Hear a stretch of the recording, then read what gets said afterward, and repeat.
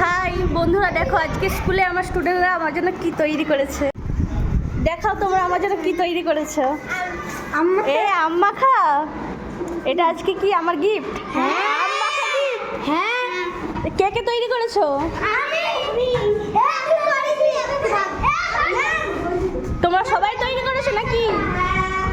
এত সুন্দর আম মাখা আমার জন্য কে করেছে? তোমরা সবাই করেছো?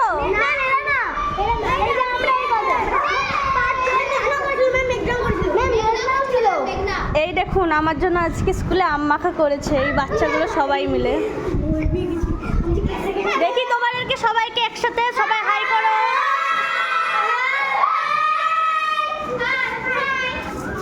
দেখুন সবাইকে খাইয়ে দিচ্ছেন।